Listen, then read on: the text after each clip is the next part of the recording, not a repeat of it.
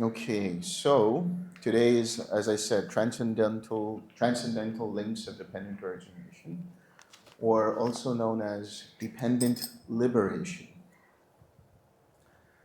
When we use the word liberation, what do we actually mean?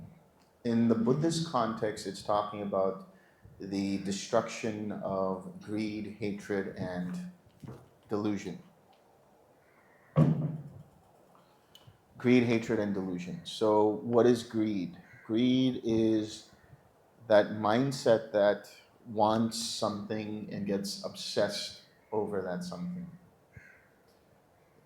The hatred is the repulsion towards something in such a way that you intend to cause harm to it in order for you to run away from it. The delusion is the misperception of reality, taking that which is impermanent as permanent, taking that which is um, dukkha as sukha, taking that which is unhappiness as happiness, that which is unsatisfactory as satisfactory, taking that which is impersonal as personal, as me, mine, or myself. So the destruction of greed, hatred, and delusion is liberation because these are the seeds that cause rebirth. We have to understand the context in which Buddhism arose or the Buddha Dharma arose. Um, During that time, and even now, we see in India, there's all of these different traditions, and they're all geared towards some kind of spiritual understanding or spiritual revelation, but they're geared towards what's known as moksha. And liberation in Pali is vimutti or vimukti in Sanskrit. And that is to be liberated. But what are we actually being liberated from? In the very traditional sense of the word, we're being liberated from rebirth, from the constant cycle, endless cycle of samsara. Samsara is essentially the collective consensus reality that we've created in our conceptual understanding of what the world is. And it continues to evolve and continues to change.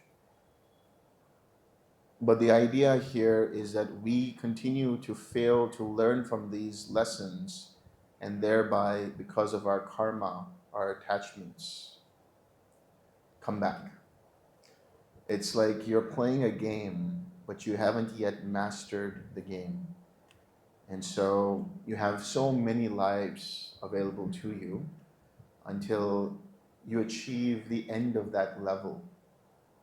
So think of samsara as one level of the game that you're trying to accomplish, complete. But that's very philosophical. Do we really need to believe in rebirth? Do we really need to believe in one life to the next? Why should you believe in that? What proof do you have that there is an afterlife? What proof do you have that you had past lives? It's all within the realm of concepts that have been handed down in Vedic tradition and in Buddhist tradition. But there is a way of understanding it on a much more present level situation. In other words, rebirth doesn't mean just the rebirth of one life to the next. Rebirth also means the kinds of behavioral patterns that keep us hooked to the same kinds of situations over and over again. No matter where you go in the world, you seem to always attract the same kind of people in your life, same kind of friendships, same kind of relationships, same kind of situations. If you reflect in your own life, how that happens, you'll realize that rebirth actually is a process that happens from one moment to the next. We continue to reinvent ourselves. That is a rebirth, consciously or unconsciously. The fact of the matter is, even on a physical level, our cells continue to arise and pass away, continue to recycle, continue to create new cells, and replenish the old dying cells, and so on. That is the nature of this existence. It's happening all the time. So that's one level. But at the level of one's life, the moksha that we're talking about, the liberation that we're talking about, that can be immediately seen, is how we don't get caught up in the same behavioral patterns that lead us to the same kinds of situations over and over again, that only frustrate us, only create further karma. And so the cessation of suffering is a cessation of that kind of rebirth, is a cessation of rebirth on a macro level as well, lifetime to lifetime. But again, like I said, let's take that away and just talk about our life here. The cessation of suffering is a cessation of karma, where it doesn't mean that when you're fully awakened, you don't continue to act. It just means that you are no longer beholden to new ripening of karma. You're beholden to all of the other karma that you've produced prior to that level of understanding. Because it's like an arrow that has already been released. You can't do anything about it. You can only experience it. So everything you're experiencing in this present moment is a result of causes and conditions due to past karmic actions. What you are experiencing now is your vipaka, your fruit of those effects. The fruit of those actions, the effect of those conditions. So liberation is being liberated from continually propagating those same fruitions. Liberating from acting under the fog of ignorance. Acting from the misperception of reality. Liberation is the realization of anatta. That this whole process is impersonal. Anatta means not self. And the more we start to see this, the more liberated we become. This is why liberation is a process. It's not a one thing and you're done kind of situation. At least not in my understanding. So here, I'm going to go in reverse. This is why I'm starting off with liberation.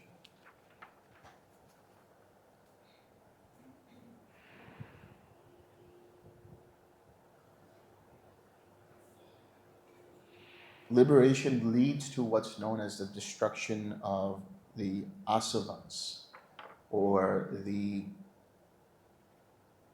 greed, hatred, and delusion, basically, the roots of existence that continue our existence in this game of samsara. And so liberation is the cause of that. But liberation itself is the realization of the impersonal nature. And so the idea here is, how can we stabilize our liberated mind? And how can we integrate that liberated mind into everyday life? That is the practice. The blue sky mind that we talked about yesterday and experienced for ourselves, that is the nature, that's the taste of liberation. That is accessible to us anytime, and it's not because of an effort that we make. It's because of our process of relaxing into it, of letting go of all phenomena, disengaging, and then allowing the mind to take that as refuge. So that can be accessible anytime, but then the practice is to bring that out in everything that we're doing. Right now, when I'm speaking to you from that. When I'm thinking from that. When I'm walking from that. When I'm doing anything, I'm doing it from that. Maybe not all the time, but as much as I can. And it's not an effort, it's a result of previous effort of bringing that all the time. And that's the utility of the mindfulness that we talk about. So this liberation, this realization, this cessation. What do we mean by cessation? You know, the Twim tradition, and I have also talked about this while teaching Twim, is that cessation is cessation of perception, feeling, and consciousness, where you come in and out of consciousness. But that's one experience of cessation. That's one kind of cessation. What we're talking about is also the cessation of suffering. When you're in quiet mind, that ceases all activities. We're going to talk about jhanas at some point. But what happens is, as you get deeper into each jhana, you're ceasing coarser and coarser experiences. So the cessation of all those experiences comes to quiet mind. The cessation of identification of that goes to signless. The cessation of that is nibbana, nirvana. And when all experience is ceased, the mind goes to its natural state, which is touching the nirvana element. And then when it comes out, it experiences a feeling of relief and joy and so on and so forth. And so when it's doing this, the mind experiences a changing in some ways. It perceives the world differently. It starts to see the impersonal nature of everything on a very experiential level. So this liberation is dependent on something known as dispassion. But dispassion cannot be cultivated, just like liberation cannot be cultivated. Dispassion, it actually comes from the word in Pali, viraga. Viraga means without color, without passion. And so you think about the mind like Teflon. Nothing sticks on it. You look at a non-stick pan, right? That's the quality of the dispassionate mind. The dispassionate mind doesn't care what is arising or passing away. It remains completely disengaged, completely free of trying to control anything. It's let go of controlling any experience, allows things to be as they are. This detachment or dispassion is dependent on something known as disenchantment. What is disenchantment? Disenchantment, I'll give you an example. Let's say I'll give my example. I love chocolate cake. Right? That's the example you've always heard me use when you've watched my Dharma talks. Chocolate cake. And let's say you found the best baker in town who makes the best chocolate cake. Just amazing. And you treat me to a slice of that chocolate cake after dinner. I say, oh, this is wonderful. I enjoy it. It's great. But you want to make sure that I'm happy and I'm content. So you say, have another one. Have another piece of chocolate cake. Me, in my inability to control myself whenever I see chocolate cake, say, yes, give me another piece. So I eat another piece. I eat another slice of chocolate cake. I can't control myself. So I say, give me another one.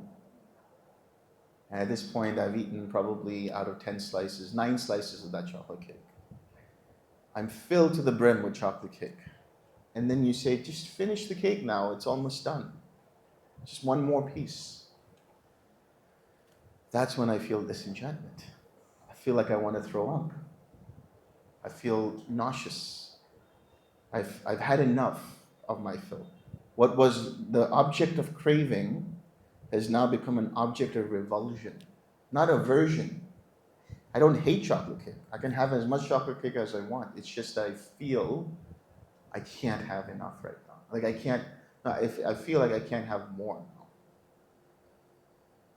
Same thing happens in your meditation. There comes a point where you're trying to control the hindrances, you're trying to control the distractions. For those of you who are in quiet mind, you're trying to like manipulate, how do I continue to be in this quiet mind? But there comes a point where you're like, I remember Delson telling me if there's too much going on in quiet mind, just go back into equanimity. So I do that and I come back into quiet mind and I go back into equanimity, go back. I've had enough of that. That's enough.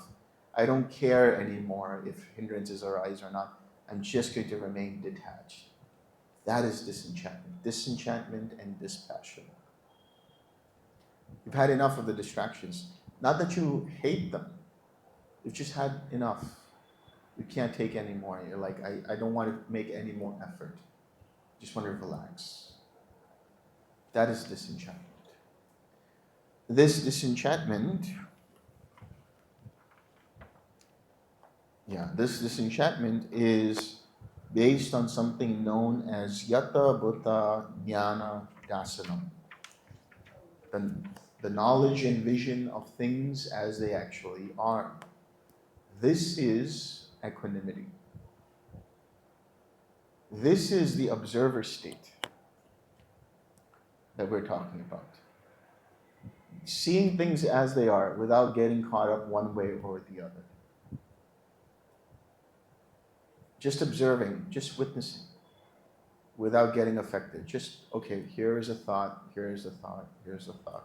Here's a distraction, here's loving kindness, here's quiet mind. You're not commentating, you're just observing in the experience as the experience arises. Right now, if I tell you, listen to my voice, some of you are clearly listening to my voice. Here, this is the experience of Yata Buddha Jnana Dasana. But some of you are contemplating and reflecting on what I'm saying as you're listening to my voice, even when I say just listen to my voice as it comes to you. That distorts the knowledge and vision of things as they are. Because you're conceptually projecting onto the experience. Yata Buddha Jnana Dasanam is no more conceptual proliferation, just observing for the sake of observing. In the seeing, there's only the seen. In the hearing, there's only the heard. In the sensing, there's only the sense. In the cognizing, there's only the cognized. That's it. Just listening is happening. Just meditation is happening. Distraction is happening. Seeing things as they actually are. This is the quality of equanimity. Or vice versa. This has the quality of equanimity. So this is dependent on something known as samadhi. You might have heard the word samadhi in many different contexts. You'll hear samadhi even in the Yoga Sutras, or you'll hear different spiritual teachers talking about samadhi. Nirvikalpa samadhi, savikalpa samadhi, nirvichara samadhi, savichara samadhi, asmita samadhi, ananda samadhi, on so many different kinds of samadhi. But those are states. Those are different levels of meditation experience. Here in this context, samadhi literally means even-mindedness. Sama, same, at the same level. Dhi, which is short for buddhi. Buddhi is the intellect. The mind is collected. Remember we were talking about collectedness, where the mind is in orbit. It's anchored to its object. The attention is not dispersed. It is collected. It is composed. So when your mind is collected enough as you're practicing, naturally equanimity will arise.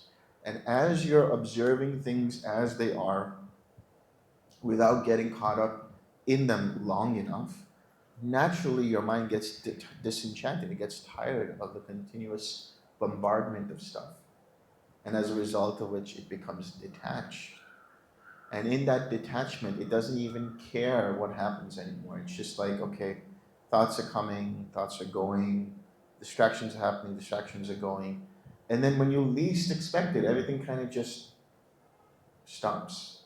And then that's the cessation. Your mind is liberated from that whole mental proliferation. And it drops into a different quality of experience.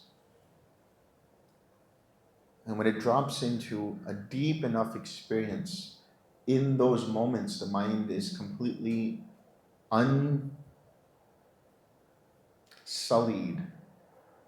by greed, hatred, and delusion. So this collectedness is a result of what? It's a result of sukha. Sukha here translated as happiness, but I'm going to use a different definition, which is comfort. It's a level of comfort.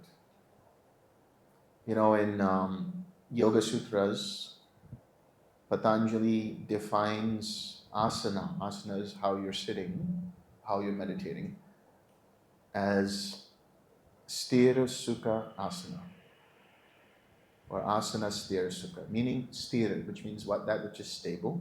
Sukha, that which is comfortable. So in order for your mind to be attentive, in order for your mind to be collected, there needs to be a level of comfort in the body.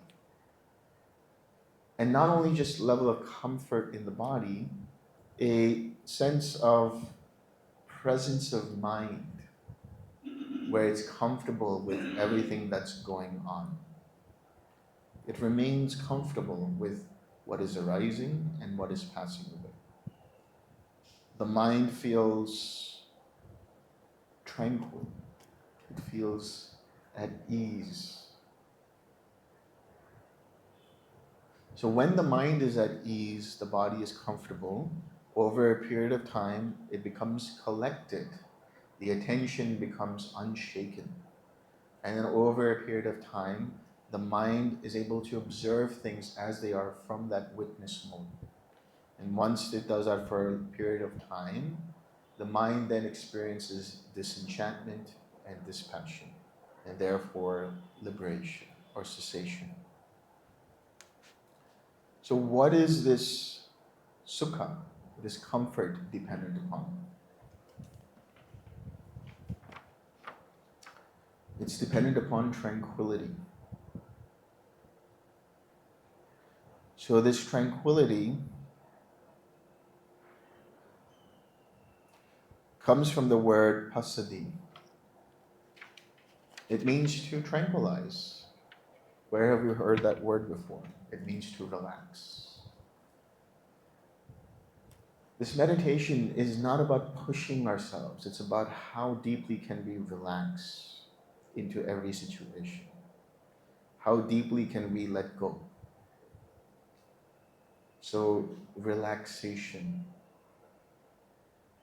And every time we're using the 4 R's, every time we're using right effort, we are experiencing that tranquility.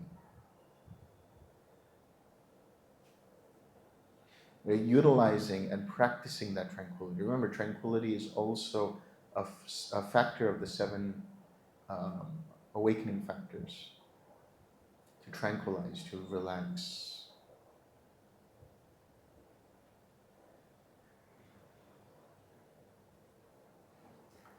So as you relax, you find ease in the body. You find ease in the mind. And after a period of time, the mind becomes collected. As it becomes collected, it remains equanimous. From this equanimity, it becomes disenchanted and dispassionate, and therefore experiences cessation when you least expect it. This tranquility is dependent on something known as piti, which is joy. This joy is not dependent upon any of the physical sense bases. It's a joy that happens in the heart and in the mind. Actually, the heart and the mind are one and the same thing.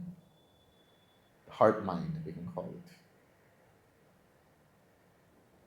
And this joy, you feel it. You feel this warmth. You feel this rush of euphoria. Sometimes it feels like euphoria, and other times it just feels very pleasant, like your mind is just relaxed and tranquil and therefore happy. It's content.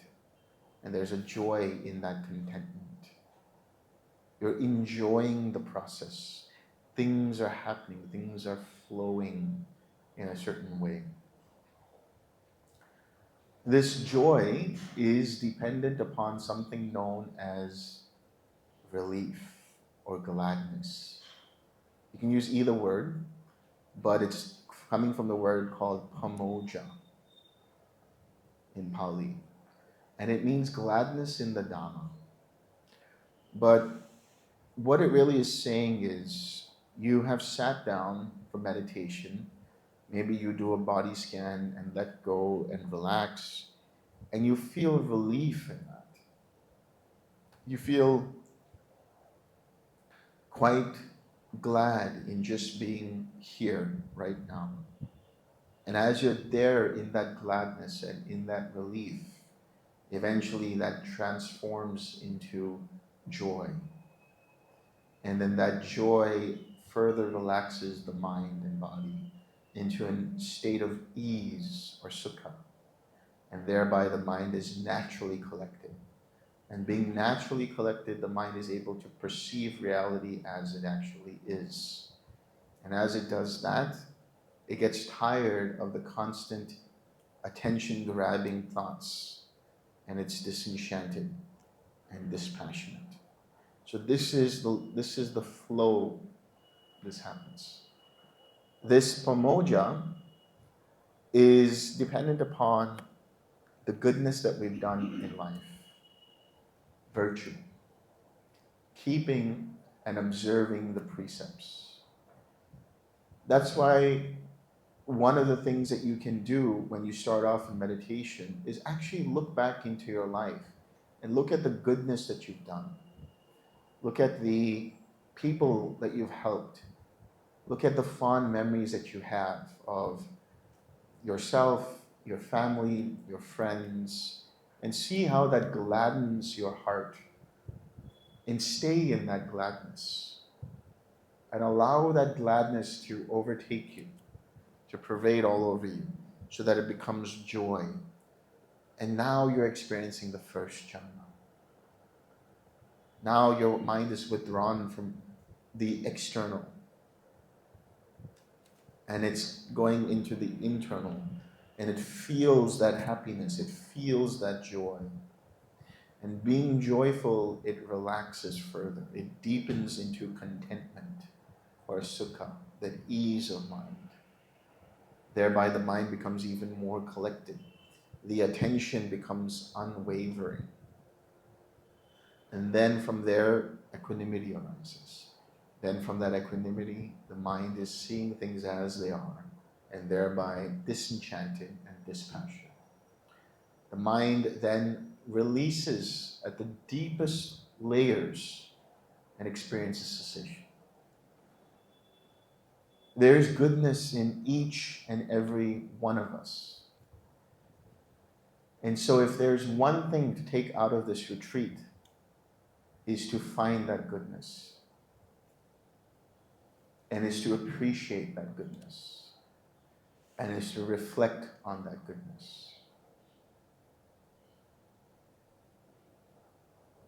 Somewhere along the way when we grew up, we stopped becoming children. Why? What happened? Suffering. Life got in the way. Different things happened. We met with so many different traumatic events. Grief, despair, sorrow, lamentation. Our elders reprimanded us. Don't act like a little child. Don't be like this. Be mature. Act your age. Why? Why? Where has it gotten us? Look where we are. Jesus Christ, look where we are. I mean, our world leaders, they're showing a level of maturity, but they're all acting so immature. There's a difference between being immature and being like a little child. What I'm talking about when I say being a little child is to get back to our inherent goodness that's there in each and every one of us. Before life got in the way and screwed that up. You can find it. Find it and cultivate it. Bring that up. How did the Buddha become enlightened? On the night of his enlightenment, he sat down under the Bodhi tree after realizing that doing ascetic practices is only going to cause further harm to his body. And he enjoyed a scrumptious bowl of kheer, rice pudding, took a comfortable cushioning of kusha grass, and sat down under the tree. I'm sorry, the reason I'm smiling is because I remembered something when I was in Bodh Gaya. You had to be there, so I don't know how funny it's going to come across, but I don't know how many of you guys went to Bodh Gaya. But so you go to Bodh Gaya and you see the tree and it's beautiful and it has you have an amazing experience sitting underneath it. But you can go to some side places, like you go to the place where the Buddha, the Bodhisattva Gautama, received the kheer. And there's a tree there, and you see all that. On the way there's a little temple or a little kind of commemoration place. And it says this is where the Buddha received grass. And you see the guy passing the grass to the Buddha. And he looks so stoned. He looks so high.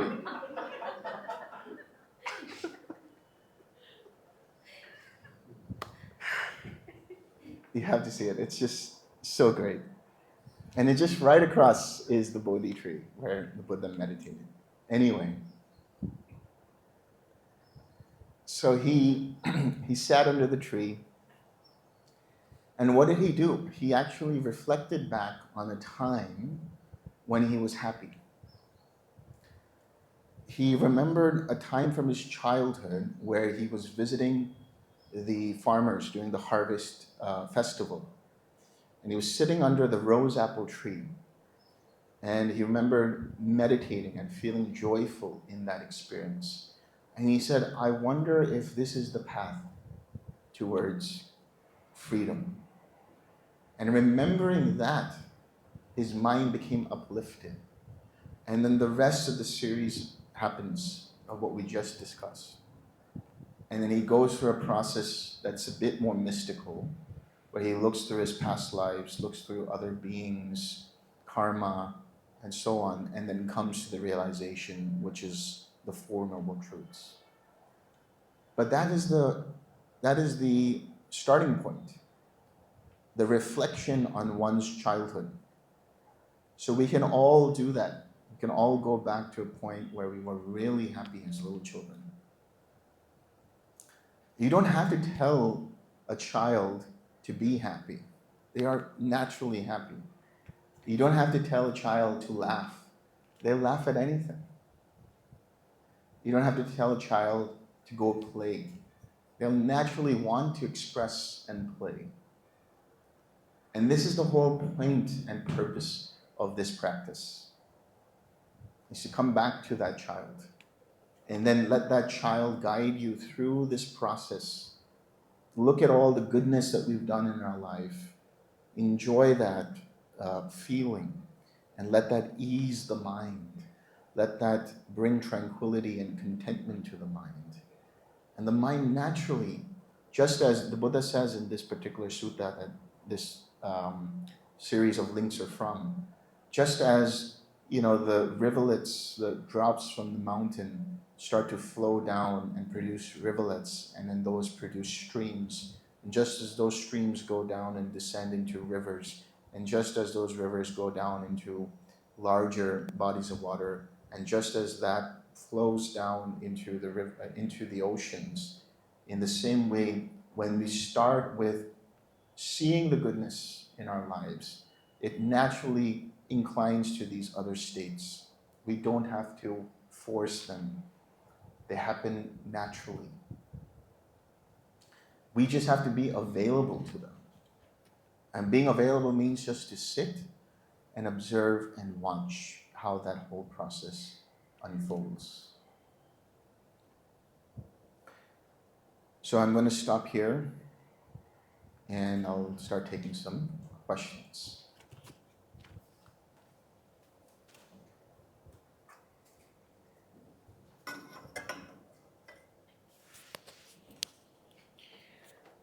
So I have a two-part question. At the beginning of this talk, you were talking about rebirth and cycles of rebirth. So 100,000, 200,000 years ago, there were what, 5 million humans on this earth. Flash forward to industrialization, there's a boom, and we're in the billions now. We are what, 8, 9 billion people currently. So where are all these new souls, as to say, coming from? Yeah. So this is the thing about the Buddhist understanding of life is that what we call as soul, um, it's it's a result of karma, and so the souls that we talk about are the aggregates or the accumulation of karmic energies that come together to produce an individual. But in reality, it's infinite. It's like coming from a seemingly infinite, endless sort of pool of karma and vibration that coalesces into all of this.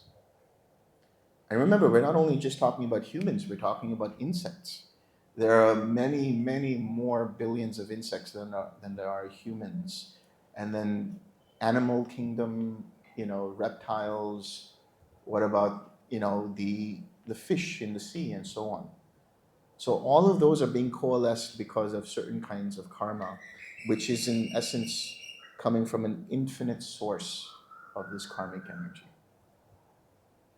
Why has it increased over time? Like, what changed? We're all very horny. That's what it is.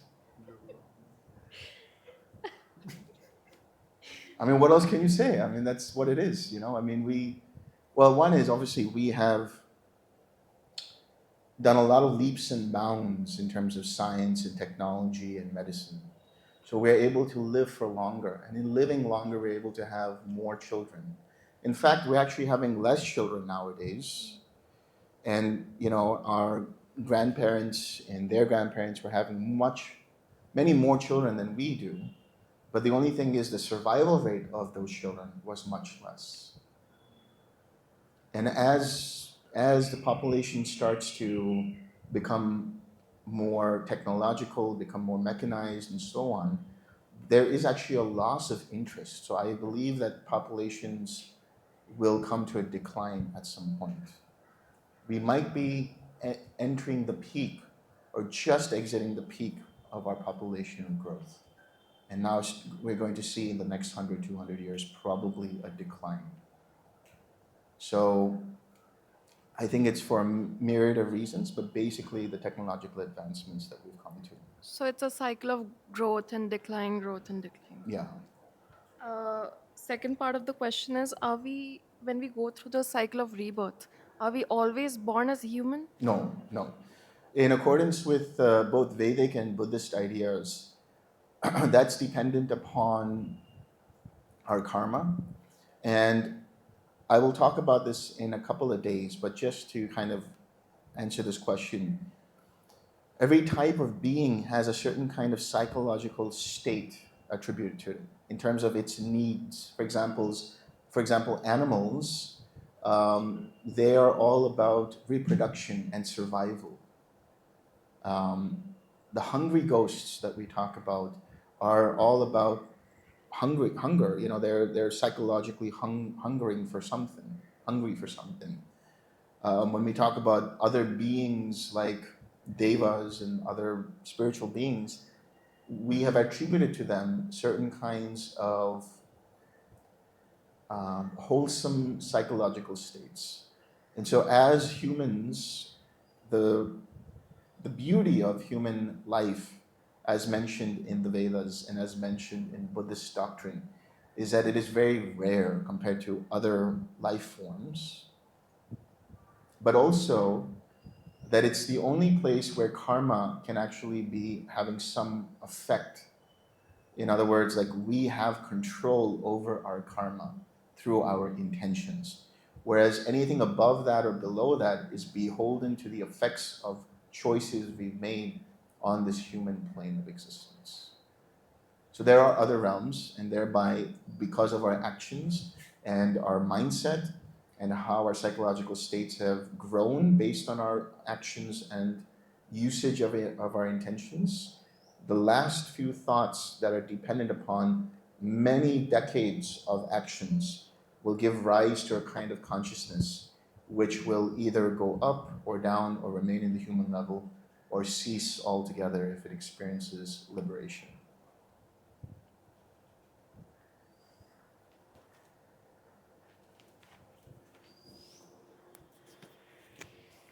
The Pali Canon is huge. There's a lot of the Pali Canon is so vast and so informative. Is there any other canon that is equally or as sort of more well differentiated as? Yeah, this is a good question because, and the thing is, the English translations of the Pali Canon that we have, thanks to many scholars like Bhikkhu Bodhi and Bhante Sujato and others, Analio and so on, they've translated only so much of the Pali Canon. I mean, the Khuddaka Nikaya, for example, it's not fully translated in English. We have the Sutta Nipata, which is the only, I think, one of the only things that's from there. But the equivalent to the Pali Canon is the Agamas, which are the Chinese parallels to the Pali Canon. And there's a lot that is overlapping or in parallel to the suttas that are mentioned in the different Majjhima Nikaya, uh, Anguttara Nikaya, and so on and so forth. And you can find this, I think it's the Buddhist American Society or something like that. You can find it online. If you look for the Chinese Buddhist text, you'll see it. I'm sorry, I didn't frame my question properly. Is there any other religion which has got an equivalent canon which is so properly expressed as? Oh, like that. Yeah. Well, I mean, that's a good question. I think if you look at the body of work of the Upanishads and the entire kind of, because in Hinduism, you know, we say Hinduism, but it's more than that. It's, you got the six darshans, and there's extensive knowledge. There's Sankhya, there's Yoga, there's Vedanta, there's um, atomism, and all of these things, which all kind of overlap, and they also kind of overlap with the Pali Canon in terms of knowledge and understanding about rebirth and other aspects of meditation. And then within each of these, they have their own collective sort of canons. Like, for example, in Vedanta, you have a vast array of Upanishads. You have the commentaries on the Upanishads, and then you have other texts by contemporaries of those commentators, like Adi Shankara and so on. Um, I think in other religions, I couldn't really be qualified to tell you. I know of being growing up in a Catholic household, the Old Testament and the New Testament. But the Old Testament is basically a series of findings from what they call prophets about what they say is God and what existence is, and then a lot of rules and regulations of what to do and what not to do. And the New Testament is really all of what Jesus kind of took and synthesized into his understanding and philosophy. And then from there, there are certain texts after the New Testament that talk about his philosophy, and then their kind of commentaries on that. But I think the Pali Canon is probably one of the largest extensive sort of collection of information comparatively to anything else that's there. The closest is, of course, as I said, the Sankhya, Yoga, and Vedanta traditions. Are they equally applicable? I mean, you can sort of the applicability to, Yeah, I mean, you can there's a read lot it. of practical Yeah. stuff in there, and there's a lot of theory in there too. Again, I'm not even scratching the surface because there's also Jainism. I'm not really qualified to talk about that because I don't know how much is there in that as well. But from my understanding of Sankhya, Yoga, and Vedanta, it's equally applicable in terms of its understanding of rebirth, its understanding of consciousness. But they have disagreements on what consciousness is and consciousness is not. That's really the differences.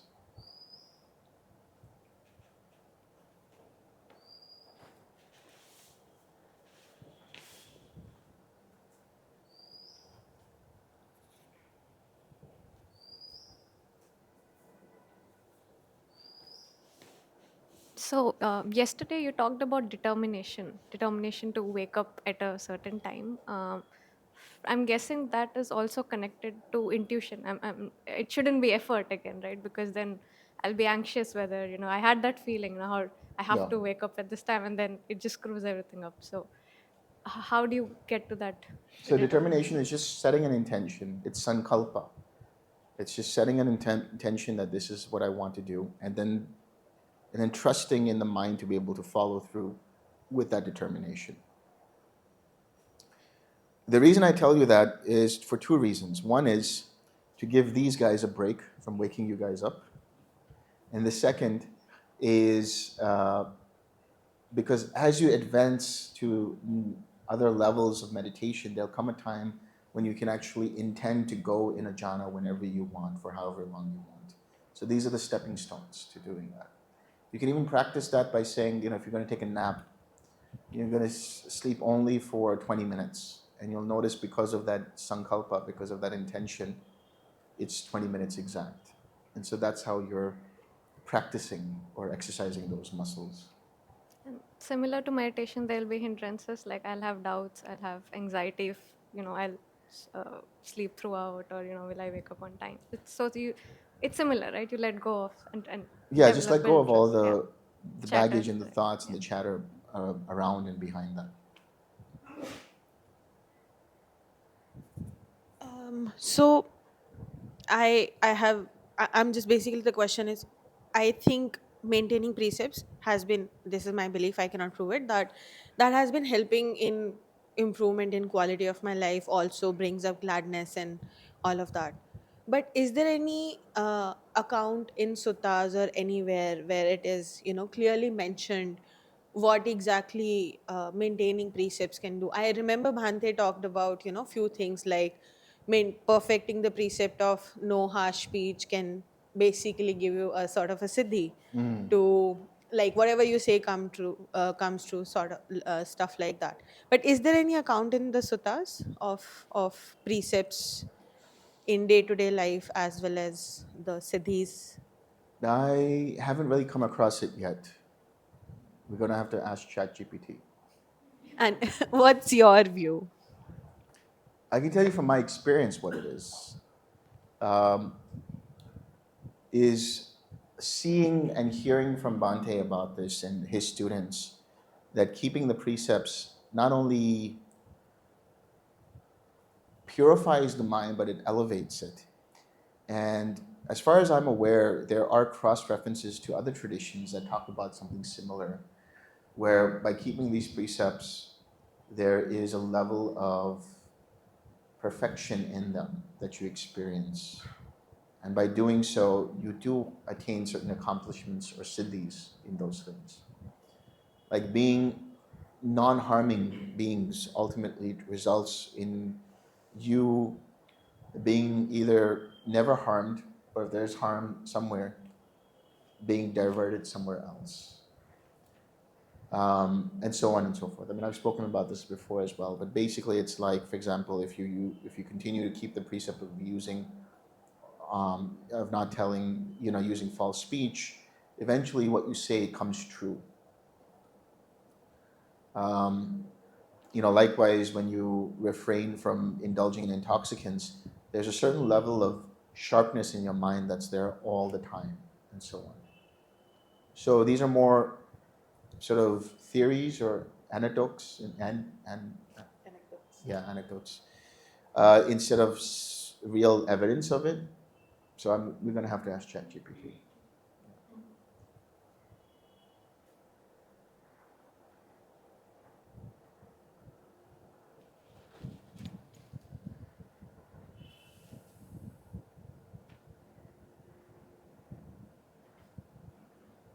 Yeah.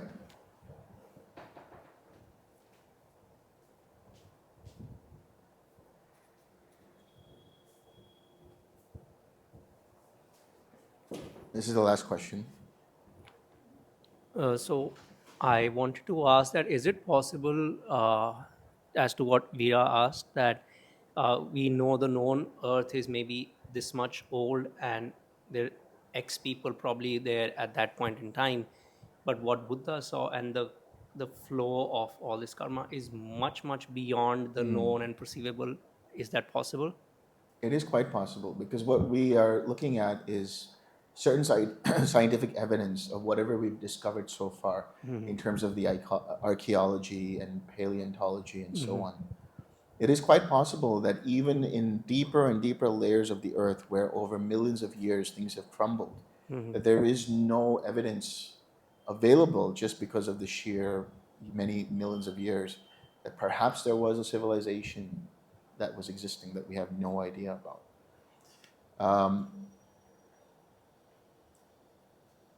I would say that there's understanding of these different kinds of beings and these different kinds of human civilizations, as the Buddha talks about them, from his perspective and his understanding, because either that was what was being told in that time, or because he actually saw it for himself, and that was proof enough for him, let's say. So we can't know till we don't see what he saw. Exactly. Yeah. Exactly.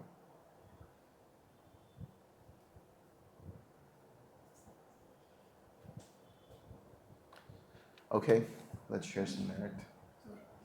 Oh, this, yeah.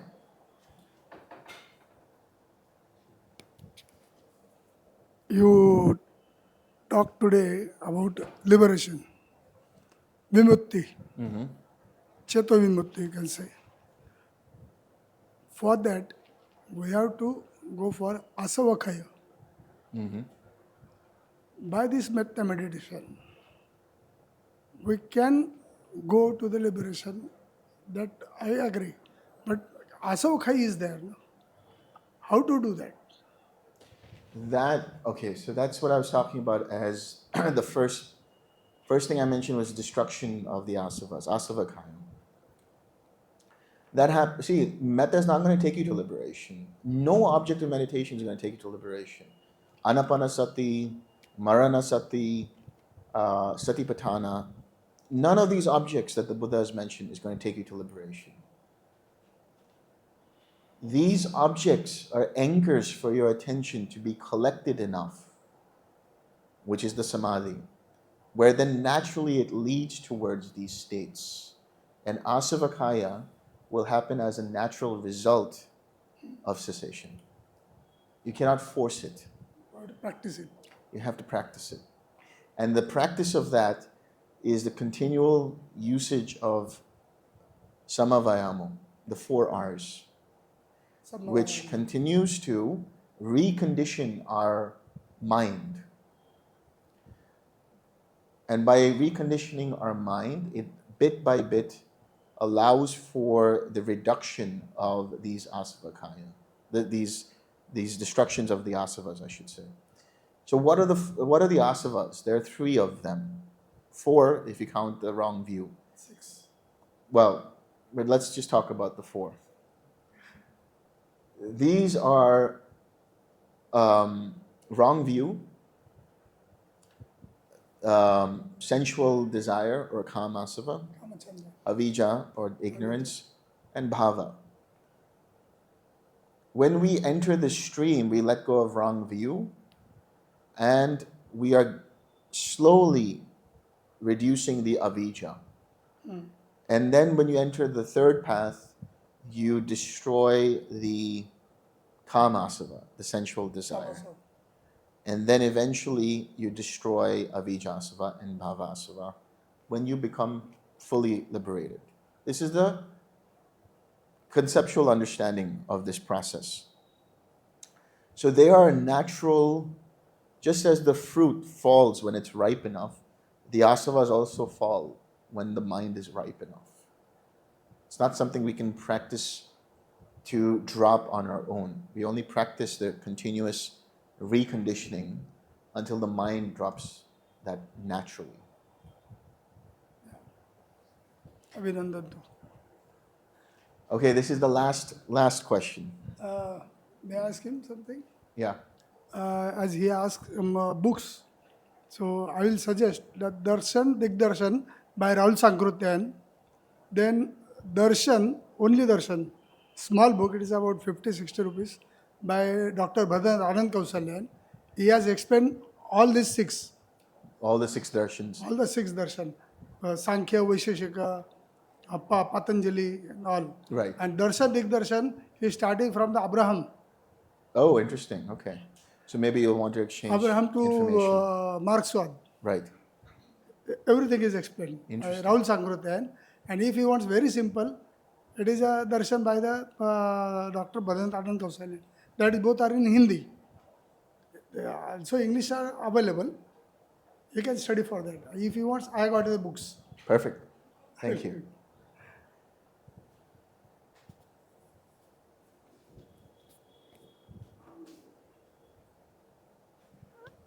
Um, does it take time after a cessation? Does it take time for the asavas to drop, or is it instant? Or I mean, does it integrate?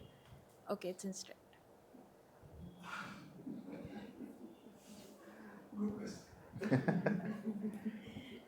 Okay. Let's share the merit. May suffering ones be suffering free, and the fear struck fearless be. May the grieving shed all grief, and may all beings find relief.